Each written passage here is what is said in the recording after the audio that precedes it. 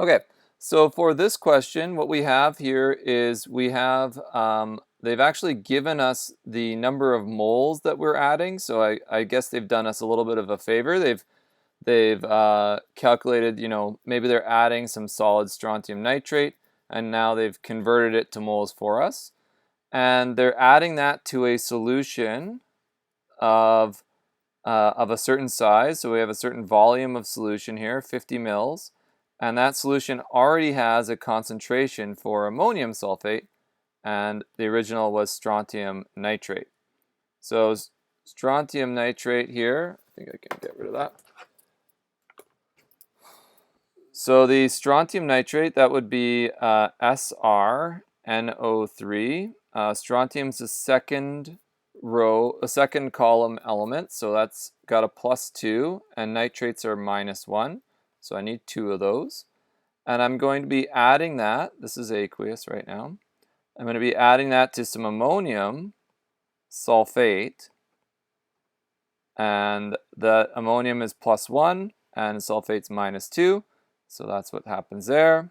Right now these are aqueous, and we're going to do a double displacement reaction.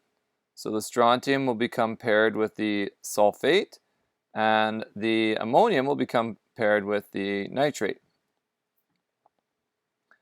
If we go check our solubility rules, ammonium nitrate is aqueous, and strontium sulfate has the potential to to form a precipitate.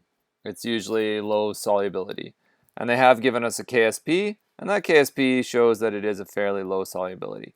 So let's rearrange our strontium nitrate, so for that equilibrium, the solid will be breaking apart into the strontium ion and the sulfate ion. And that will give us a KSP equation. In this case, we don't know if it's at solubility or not, so we're looking for that Q equation. We don't know if it's at equilibrium or not, where we're going to be focused on this side of the equation where there is the 2 aqueous solutions. So at the end of the day, what we really need is we need to know what is the concentration of strontium in this solution, what is the concentration of sulfate. So we've got a beaker here. In the beaker there's 50 mils,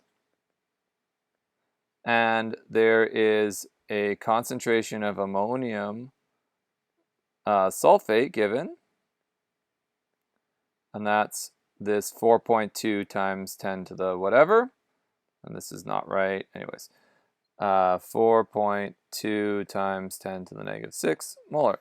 So thinking about the ammonium sulfate, if you knew the concentration of this, right, this is the concentration of that, would you also know the concentration of the sulfate?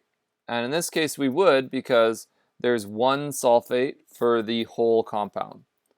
So we actually have been given right away this value, and that value is the value, so that's 4.2 times 10 to the -6 molar.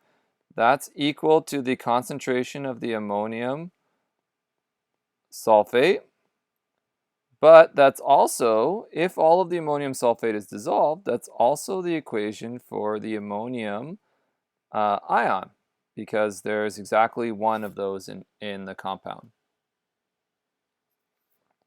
So that's one of our 2 variables we needed. The other one we need is the strontium. How much strontium are we dealing with? And so we're going to take the amount of moles. We have 2.0 times 10 to the -3 moles of strontium nitrate. And that's also equal to the number of moles of strontium, because it's a 1-to-1 ratio.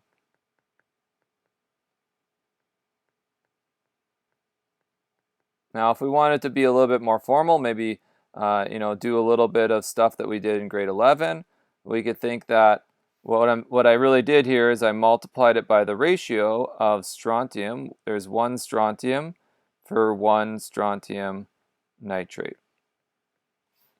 or 1 strontium 2 plus ion. So then that gives me exactly the same value of the moles. That's just moles though. I do need it to be in a concentration. So to get to concentration, I'm going to take that 2.0 moles times 10 to the negative 3 moles, and I'm going to divide that by the volume, and the volume was 50 mils, so 0.0500 liters. And so that is going to be 4 something, 4 times 10 to the something or other. Where is my calculator gone? Okay, that's fine. 2 negative 3 divided by 0.0500, and that gives me 0.04 times 10 to the negative, or oops, it's none of that. Okay, I'm going to write it out. 4.00 times 10 to the negative 2, and that's the molarity. Okay, so these two values, this one and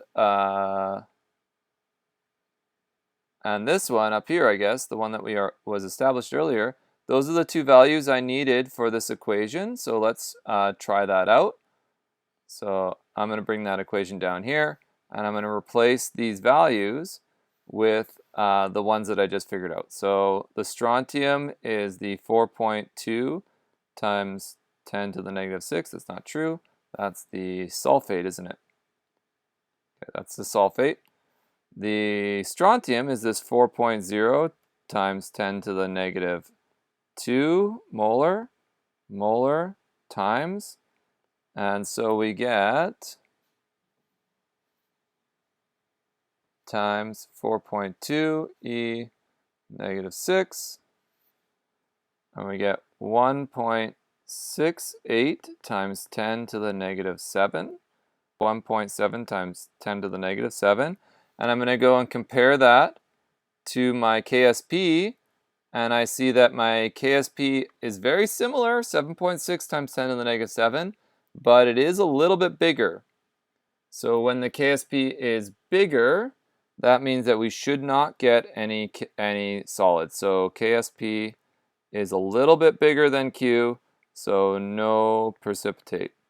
Now that would have to be pretty precise. If it's so close that if you were a little bit off in your calculation, you probably are going to get a precipitate, but in this case, you're probably okay. So that would be the final answer. So it's really about figuring out the concentrations of the two ions, and usually that means converting the initial concentrations of the mixing solutions into a format that you can use for that.